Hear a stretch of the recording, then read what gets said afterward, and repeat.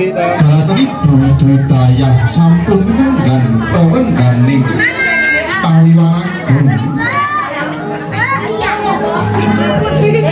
Mas Ayu Betari Widya Haratandi Pati Daud Kajatu Hamlampai Toto Coro wonten ing korining sasana wiru kembar mayang Semar Dimonco Warna Witing kalpo taruh ingkang asekar Dewa Handaru Jaya Handaru kinarya pepasren manunggaling jodoh sajati kagambaraken ing samangke Srat Mojo penganten sarimbit panggih wonten ing korining sasana Srat Mojo penganten ngagung kambang-kambang kumambanging seger maneka warna anek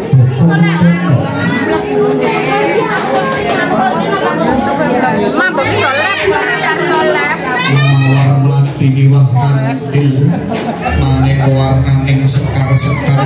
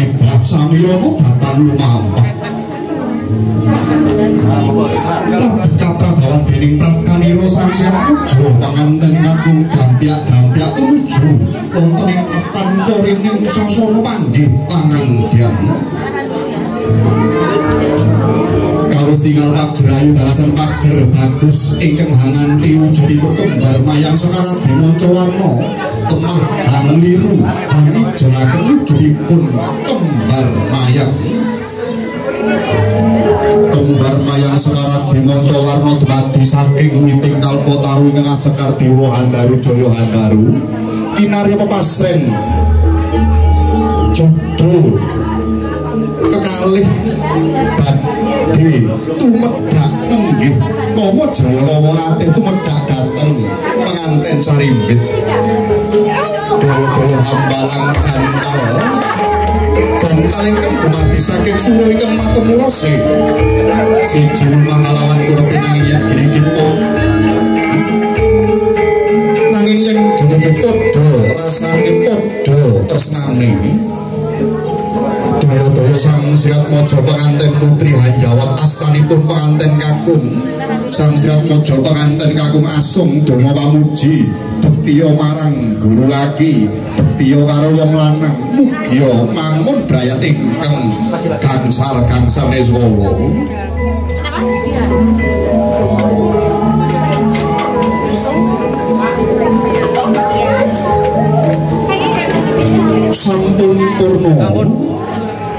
Sampun purna tata cara lajawat asta daya-daya lampahi tata cara pidak tigan Sang Sratmaja pengantin putri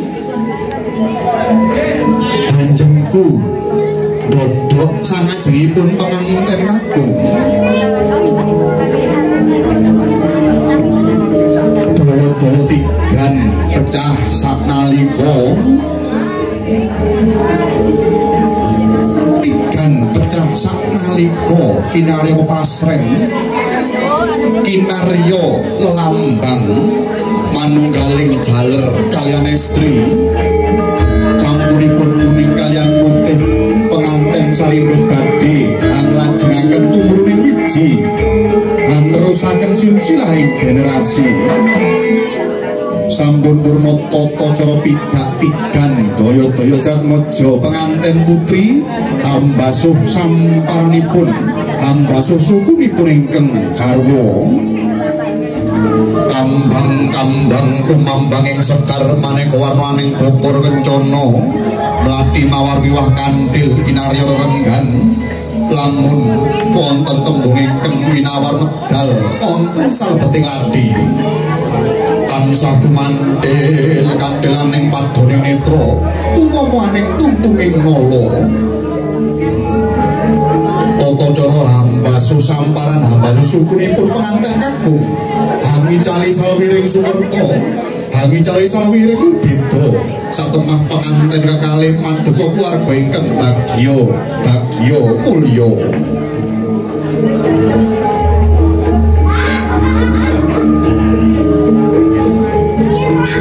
Sampun purna tata cara hambasuh samparan daya-daya Sratmaja penganten putri kajunjung derajatipun jajar sumanding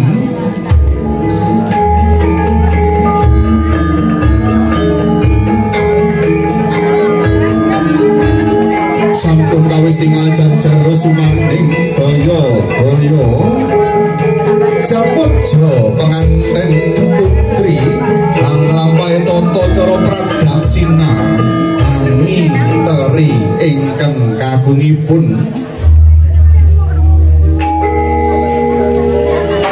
minangka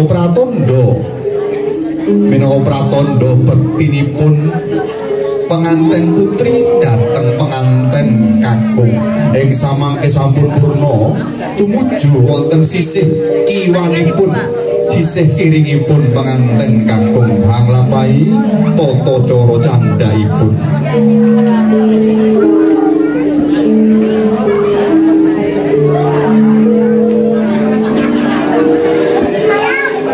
Nglampahi tata cara candhaipun ing samangke badhe malebet wonten ing papan dampar rinengga inggih papan kuwadhe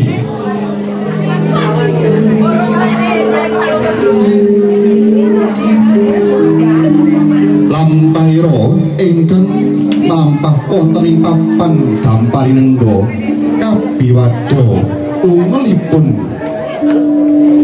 gamelan hanglaken gending asung pralambita Sratmaja penganten kekalih tansah lelangan bronto tansah lelangan asmara.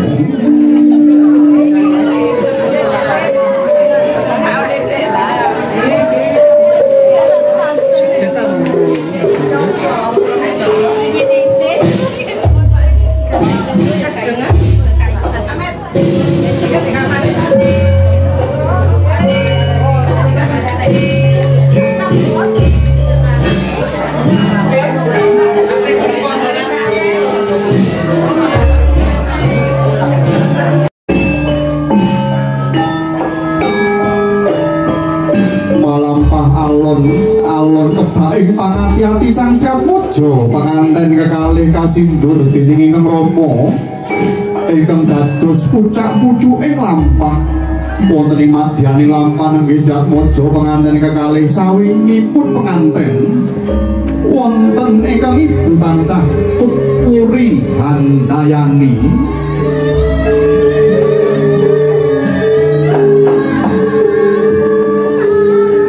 Sindoro binayang awarni abang kalian warni putih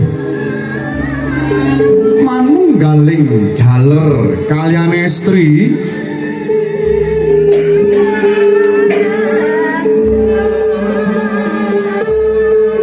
nyambung tumuruning wiji hang nglajengaken silsilahing generasi pambangun brayat bangun keluarga ingkang tansah binerkan dening Gusti ingkang Maha Suci ing samangke sampun prakteng unggian papan kang tinuju nedya lampahi tata cara bapa timbang utawi timbang pangkonan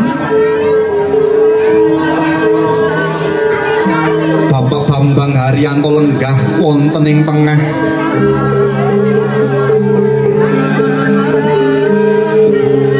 Siratmojo penganten kakung lenggah wonten sisih kanan penganten putri lenggah wonten sisih kiwanipun ingkang Rama pangkonipun ingkang Rama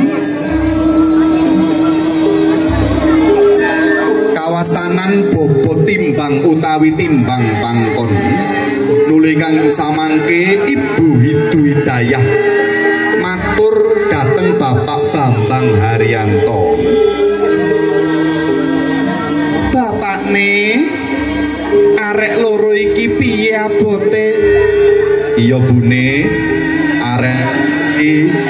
arek loro iki padha abote ora bakal tak bedak-bedake antarane anak mantu karo anak timbang pangkon Siratmojo penganten kekalih boten badhe dipun benten-bentenaken ing antaranipun putra mantu kalian putra piyambak daya-daya ing samangke badhe katanem jero Bapak Bambang Haryanto sepisan kanggo salawase kalenggahaken wonten ing papan Kwade Damparinengga sepisan kanggo salawase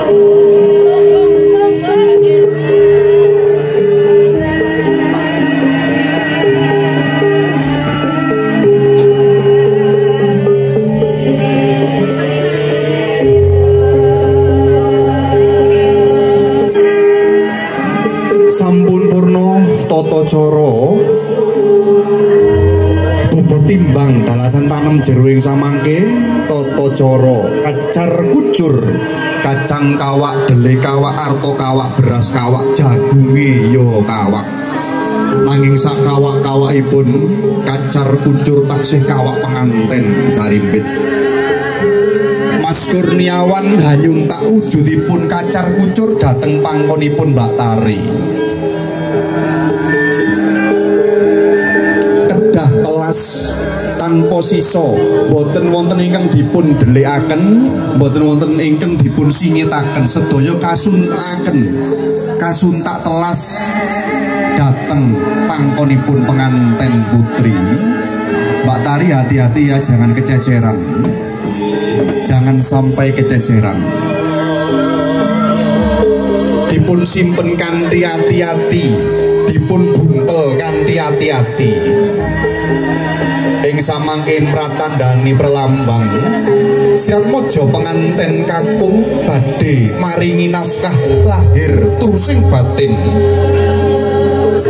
tansah tatak tansah tangguh tanggon tanggung kalawan jawab daya sedaya samangke wujudipun kacar kucur sampun kabutel dening penganten putri nedya katitipaken dhateng Rama kaliyan ingkang ibu. Kacar kucur katitipaken dhateng Rama kaliyan ibu minangka perlambang pratandha Sirat mojo penganten kekalih badhe tansah gemi, badhe tansah nastiti, badhe tansah ngati-ati, pangajap pandonga mugi tansah pikantuk rejeki ingkang maluber saking Gusti Allah ingkang Maha Suci.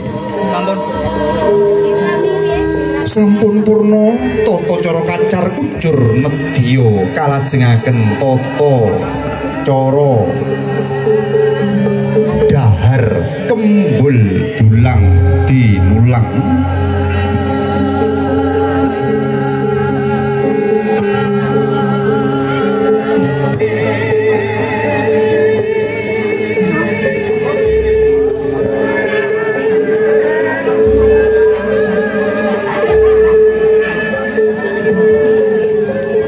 Samangke badhe dipun ladeni, badhe dipun ladosi dening pager ayu cacah kalih nganti wujudipun segel dahar kembul kawiwitan saking penganten kakung handulang ingkang putri menapa dene penganten putri handulang ingkang kakung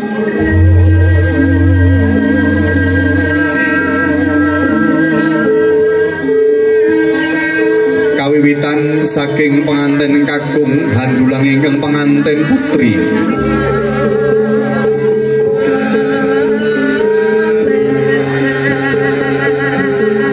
Mas Ferdi aja akeh-akeh ya Mas yo.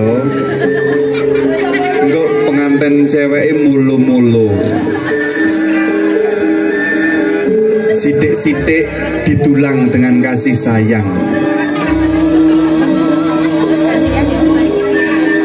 Namung pisan mawon Mas Ferdi, tambah mulih mboten napa-napa bae.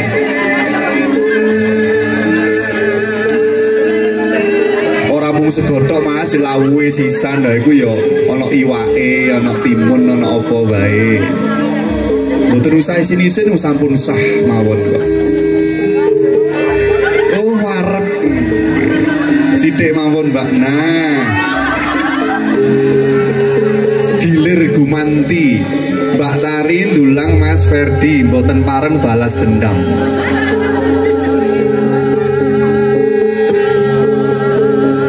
Ora mung lawu tok ya Mbak Tari ya nganggo sego. Lah.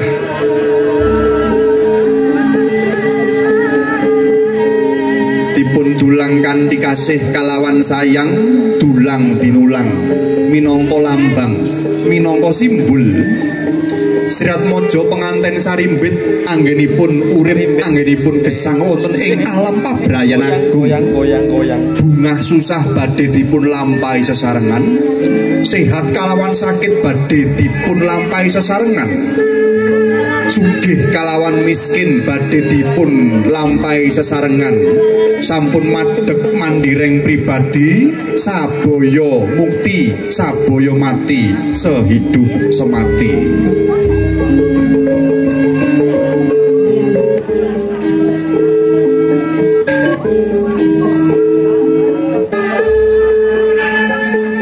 Sampun purna tata cara dahar kembul tulang dinulangi samangke dipun ladosi tata cara ngunjuk toya. Beh jan arep ngombe wae kok wangel ya. Dipun telasaken Mas Mbak manten dipun telasaken menawi ngelak mboten usah isin-isin. Toya wening perlambang simbol mugia penganten kekalih anggenipun mlampah wonten ing alam pabrayan tansah linambaran weninging rasa, linambaran weninging jiwa, linambaran weninging karsa satemah madeg keluarga ingkang bagya kalawan mulya.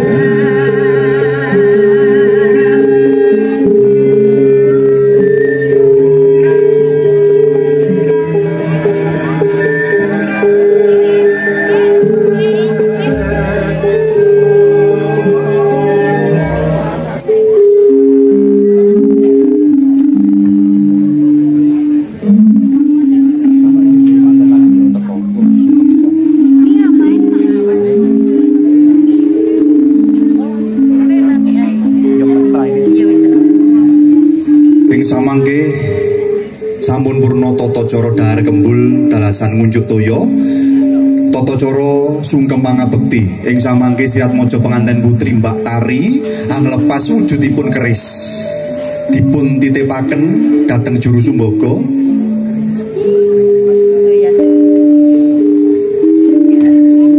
lan ugi slop canila sandal slop canila dipun lepas minangka tondo sirat maja penganten kekalih badhe matur sungkem dhateng Rama Ibu penganten putri.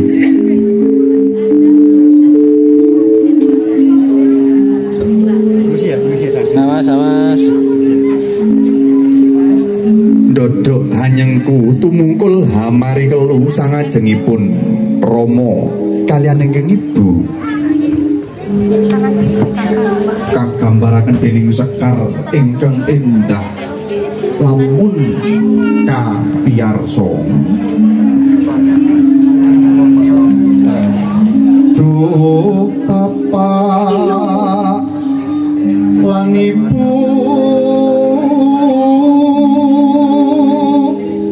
kula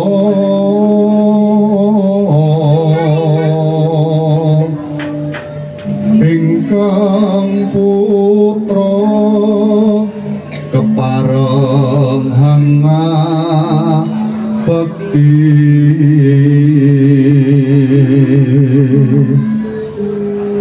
sakandhap pepodo konjo lan nyuwun pangapura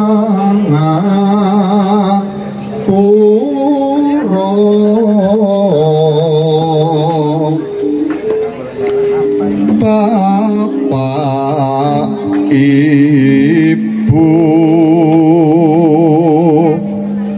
kula ngatur kan panuwun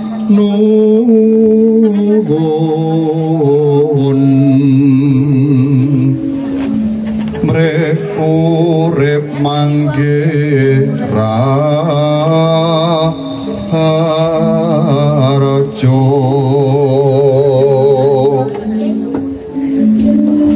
antuk nugrahaning Gusti.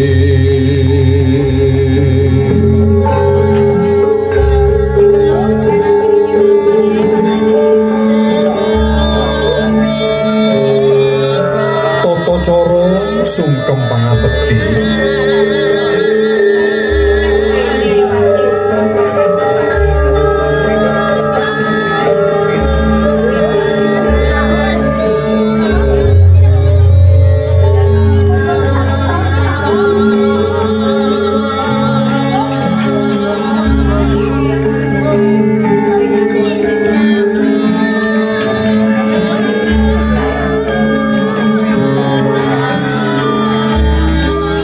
cara sungkem pangabekti bektinipun putra dhateng ingkang tiyang sepuh ingkang sampun kepareng momong ingkang sampun kepareng nglairaken ingkang sampun kepareng gadang-gadang dama-dama ing samangke sampun prapteng diwasa badhe nglampahi tata gelar wonten ing alam padang gesang omah-omah gesang wonten ing alam pabrayan agung.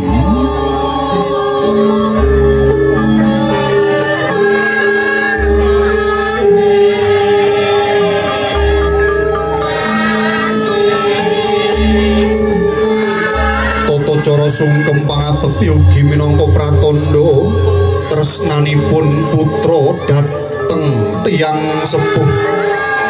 Tresnanipun tiyang sepuh dhateng ingkang putra ingkang tansah banyu mili sadawaning wanci ingkang tansah halumaku sadawaning waktu boten badhe saged kasaput ing maruta kagiles ing jaman tresnanipun tiyang sepuh dhateng ingkang putra kekalih tansah langgeng lestari salami-lami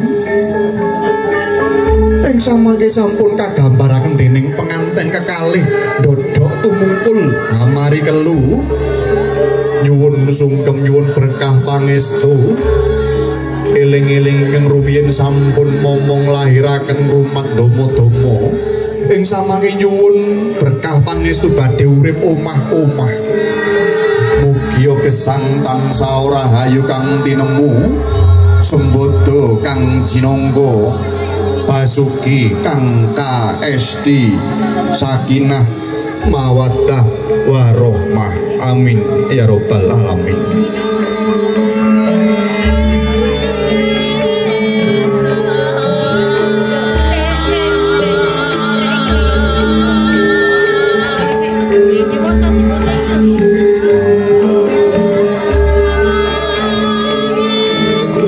Sabung tamu sinedahan gelaripun tata cara panggih penganten ing samangke sampun kalaksanan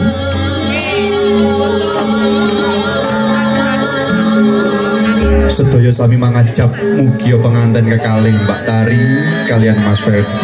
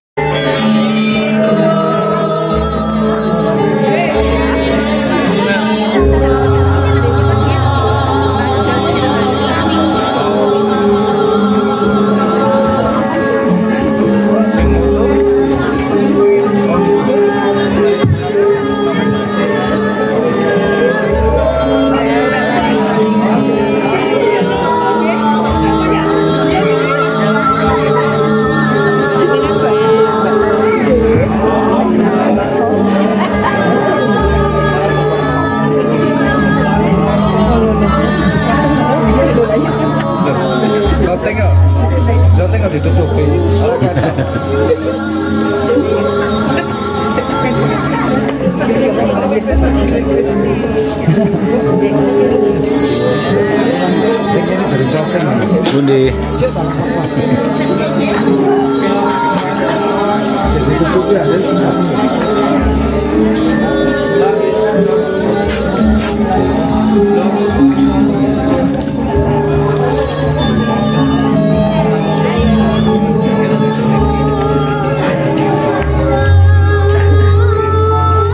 Lewat tangga yang di sana ya.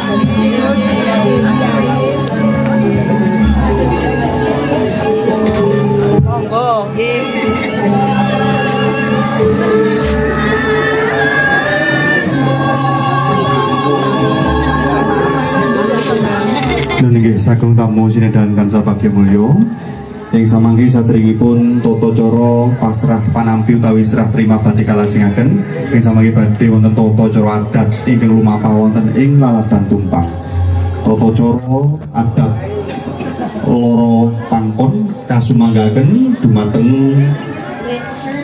Bapak Misnanto kalian Bapak Sucipto.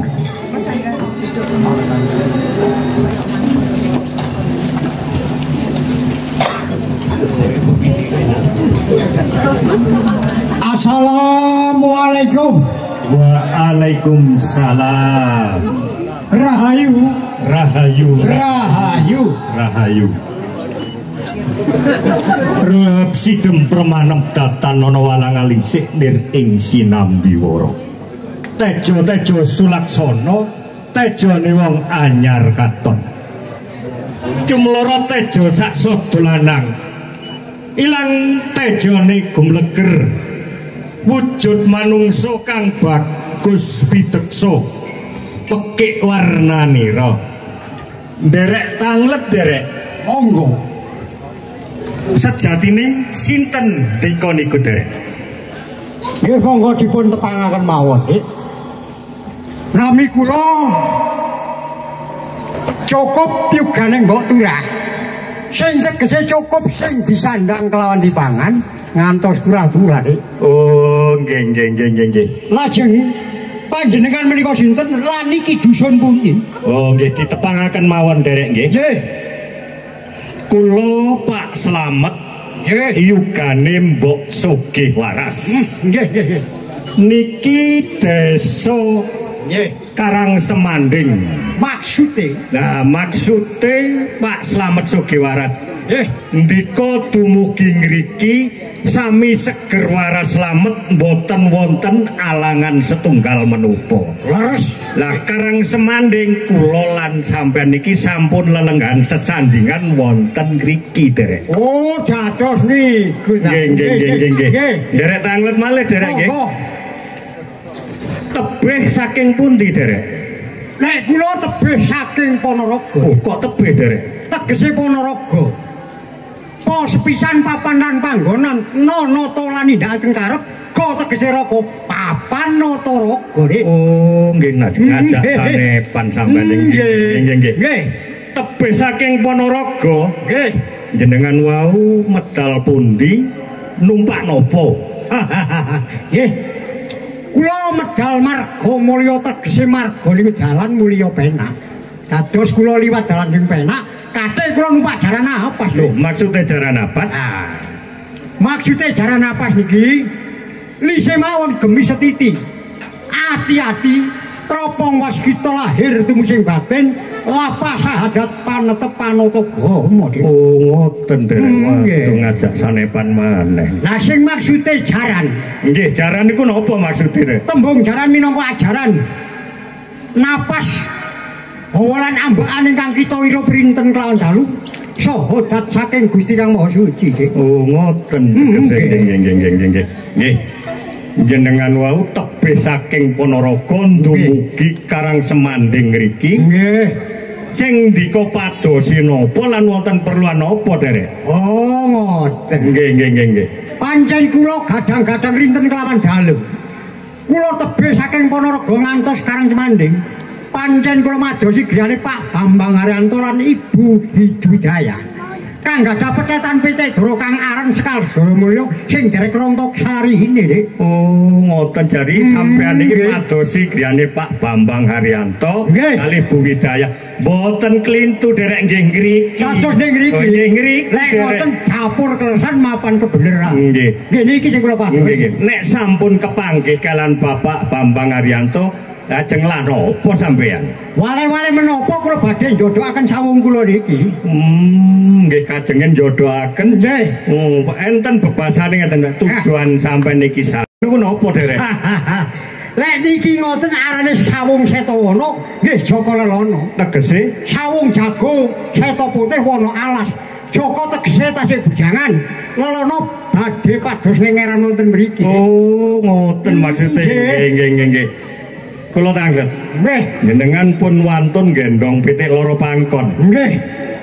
Saged njlentrehaken saking bocok ngantos bongkot niki. Nek sawung kula niki wonten napa mawon nggih. Pucuk sampai bongkot wonten jenenge dhewe. Nggih. Sampeyan wiwiti saking cucuk.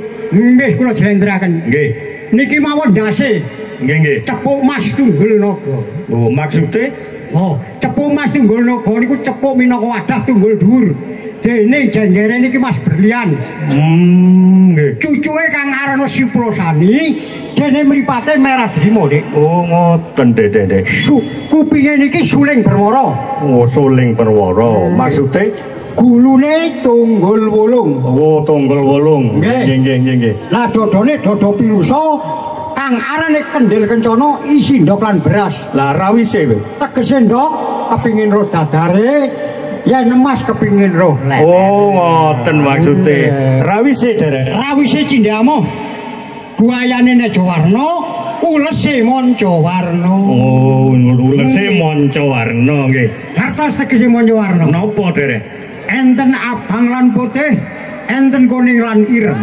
Nggih, maksude Nek sing putih niki wonten wetan panggonane. Nggih. Bebasanane manukane kuntul. Gununge kapur, segarane santen, kembange melati sing mengku Bathara Buru nggih. Lah, manjinge ten apa derek? Wonten ati suci. Oh, nggih. Nek sing abang wonten kilen panggonane. Bebasane manukane lung gununge geni, segarane getih kembange wara-wari bang sing mengku Bathara Brahma. Lah manjinge derek wonten durga mangsa. Oh ngoten nggih dilajengaken nggih. Lek sing kene enten ler panggonane. Bebasane manukane kepodhang gunungane welirang. Segarane maju kembange kenikir sing mengku Bathara Kamajaya. Lajeng manjinge wonten sifat kebrahen. Oh ngoten nggih nggih. Nek sing terakhir sing ireng wonten kidul panggonane. Bebas niki suwiwine arane blas jagat. Maksude blas jagat iki kangge miber golek sandang lawan pangan. Nek buntute tebu sauyun sineret kadya megoten apit dhuwur. Lho nggih. Wetenge isi Mas Peces Raja Brana lan tigan lantakan Mbah Blowo isi ketumbar kelawan mrica tegese kemanten sak kloron mboten bakal diumbar bakal dilolong. Isi kuriku kok betul. Arek jagone teko. Babone pun ngomong derek. Arek gayoe pun teko. Monggo sami jago. Ngoten diterusaken ngomong. Tenongin di lumahno Dik. Nggih omonge digenah. Monggo. Takon apa malih sampeyan? Niku isine PT niki napa, Dik? Mpun kula kandhani diarani Mas Peces Raja. Oh, Mas Peces Raja Brana. Nggih. Napa sing dikotakon malih? Nggih. Niki kula cengitaken. Napa? Tapi saru niki, Monggo. Nek ndek mriki mboten enten wadi, sedaya sampean takokaken kula jawab. Mboten napa-napa nggih. Mboten. Teleke niku. Sampeyan takon arek. Niki lak saru ampun anu niku. Mboten nggih. Pancen enten pertanyaan kudu enten jawab. Niku arane ngoten wadah rasa sejati, Dik. Oh, rasa sejati maksude nggih. Oh, nggih. Sikile arane Sangga Bumi. Nggih. Jalune sifat jentik Gunala Netra. Maksude panggringane Kajeng Kruda Mandira. Oh, lah kurungane derek. Kurungane dalem Adigondo Bantal Piwaras. Kemul pitutur dening kurungane lahir lan batin, mudune jengkar guling kursi gading. Sing tegese kursi gading kula jlentrehaken. Nggih. Paribasane dodo siji sinawonan, bekupane njero turun. Isi putri kaudanan sang putra niba pangkon. Oh, aduh sampean nek mun niba pangkon. Napa? Rada ndredeg kula. Sampeyan ndredeg kula gemeter. Ngombene napa, Derek? Oh, niki kula tangi pakane ya. Nggih pakane kali ngombene niku. Oh, ngoten. Nek pakane sego putih iwak ati jangan kluwe. Sing tegese lek wis putih atine, ati-ati oleh nyambut gawe supaya luwih sing disandang lan dipangan. Nggih. Lek ngombene wadah kawas Candra Dinuka isi banyu durga pangasa-ngasa. Ngoten. Takon sing ngombeni ngoten lho. Nggih. Oh, sing ngombeni dulur papat 5 badan, sing papat manjing nduk wiblat, sing siji wujude awake dhewe. Oh, nggih. Sik ta. Nggih. Ket wau petik sampean mboten kluruk blas niku. Sampeyan kepengin ro kluruk petik kula. Ganteng petik sampean niki mboten kluruk blas ya napa. Oh, ngoten. Nggih. Kula terangaken. Napa sebabe PT kula mboten kluruk? Nggih. Poron kluruk cuma sak umur kudu sepisan. Lho kok mes sepisan?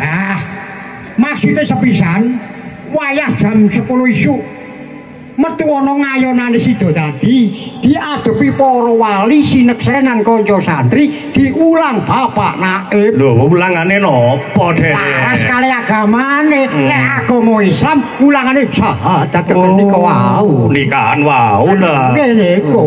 Jalune nggih Nggih sik. Napa? Lek kakek gagah Dek iki kan. Napa? Jalune bundun niku lek nabruk saged manah sampean niku. Jalune PT kula nipun direken bundu. Niki lampun gelem tarung nabruk pindho abuh. Oh, saged waras niku. Loh, waras lek 9 bulan 10 dina lek pun dicelukaken mbok katinah. Lah dukun bayi niku. Niku sampeyan niku ngajak guyon mah. Oh, lah sampeyan sing sampeyan takokaken srekawan. Nggih, perkara niki lara pangkon sampun mantun. Nggih, tanglet terus kula taklem malih. Nggih. Sing gembrutuk tanpa larapan. Oh, mbotong gilap-gilap, mbotong belenduk-belenduk niku wau sinten niku, Dek? Nggih.